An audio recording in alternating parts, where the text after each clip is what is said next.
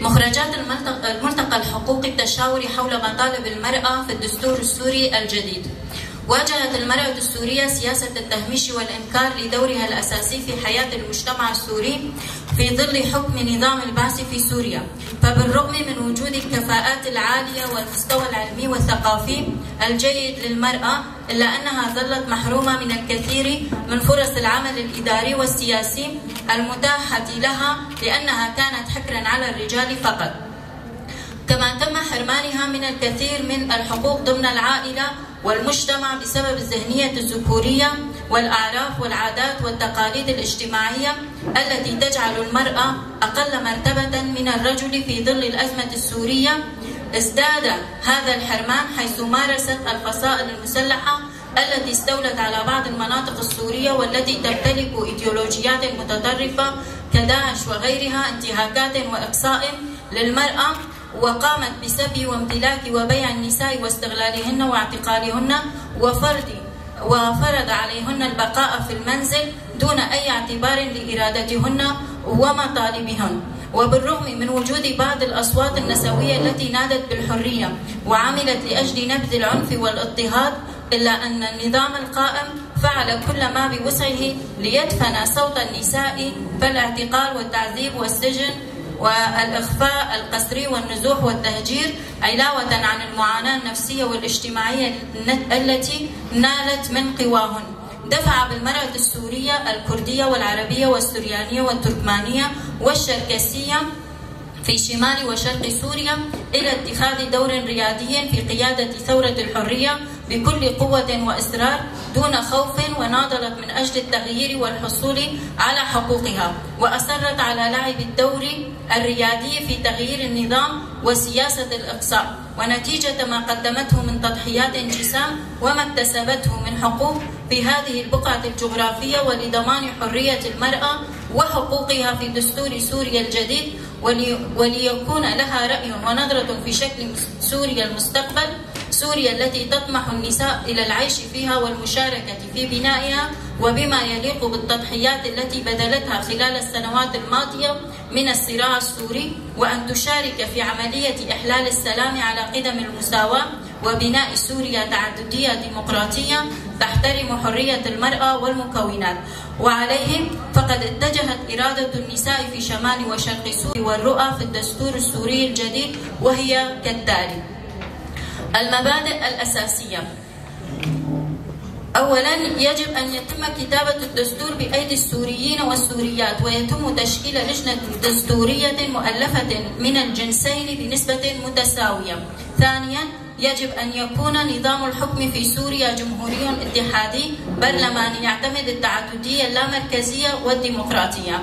ثالثاً، سوريا متعددة الأعراق والأطياف والطوائف والأديان والمذاهب والثقافات، وهي رمز للتعايش المشترك، ويجب أن يكون اسمها متضمنا بما يوحي بهذه الصفات. رابعاً، فصل الدين عن الدولة. خامساً، يجب إيلاء النظام البيئي والاجتماعي الأهمية الأبرز. سادساً، دعم وتطوير اقتصاد المرأة. سابعاً، يضمن الدستور كافة الحقوق السياسية والاقتصادية والاجتماعية والثقافية للشعب الكردي والسرياني الآشوري، وحقه في الدفاع المشروع والمحافظة على الخصائص التاريخية والبنى الديمغرافية الأصيلة للمناطق الكردية ولكافة المكونات في سوريا التي عانت الظلم والجور والحرمان والتهميش في ظل نظام الحكم البائد. ثامناً، اللغة الكردية واللغة العربية والسريانية هي اللغات الرسمية للدولة السورية. تاسعاً، لكل مواطنة ومواطن الحق بالتعلم والتعليم بلغته الأم وخلال كافة مراحل التعليم، ويجب أن تكون اللغة الرسمية لكل منطقة بحسب الكثافة السكانية فيها. عاشراً، يجب تغيير المناهج الدراسية بما يتوافق مع العيش المشترك للشعوب والمساواة، ونبذ العنف والكراهية وإزالة الصورة النمطية عن المرأة وتحييدها عن الإيديولوجيات الدينية والسياسية، وعلى أساس التخصص العلمي للوصول إلى الشكل الذي يساهم في تقدم البلاد وتطورها. 11، المواطنة حق لكل سورية وسوري، وإزالة التمييز بين السوريين والسوريات، والمرأة الحق في منح الجنسية السورية لأطفالها وزوجها دون تمييز. 12 الثروات والمواد الطبيعية هي ملك المجتمع، يتم استخدامها واستثمارها وفق الاحتياجات وبشكل عادل، وتأسيس الاقتصاد الذي يحقق الاكتفاء الذاتي والتنمية المستدامة والمتوازنة. 13 المساواة الفعلية بين المرأة والرجل في كافة المجالات. 14 ترسيخ المساواة بين مختلف الطوائف والأديان والقوميات والمذاهب في سوريا ونبذ خطاب الكراهية وتجريمهم. 15 ضمان استقلالية السلطة القضائية وفصلها عن السلطتين التنفيذية والتشريعية.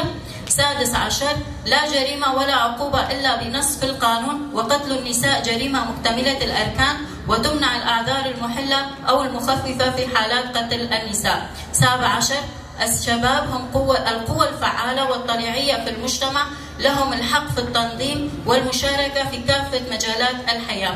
18 الالتزام بالعهود والمواثيق والاتفاقيات الدولية المعنية بالمرأة. 19 ضمان دور المرأة المتساوي في تحقيق العدالة الانتقالية. الحقوق والحريات. 21 حق الحياة مقدس وتلغى عقوبة الإعدام. 22 حرية المعتقد والفكر والدين للجميع. 23 حرية الرأي والتعبير.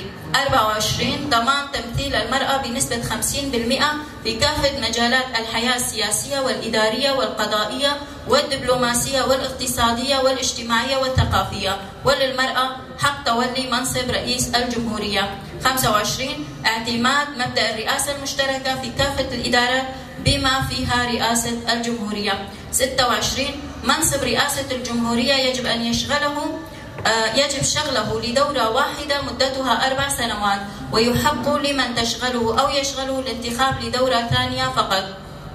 27 للمرأة الحق في تشكيل أحزاب سياسية أو جمعيات أو منظمات نسوية، ولها الحق في تشكيل التنظيمات أو وحدات العسكرية الخاصة وبقيادات نسائية ضمن الجيش السوري المستقبلي، ولها إنشاء قوى الأمن الداخلي وغيرها بما يضمن حماية النساء والدفاع عنهن.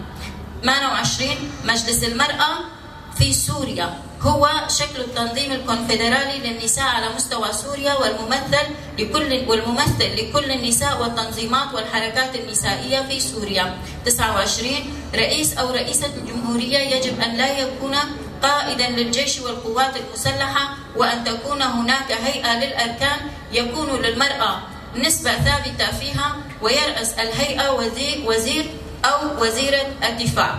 30 يجب أن تكون هناك وزارة لشؤون المرأة ضمن الحكومة.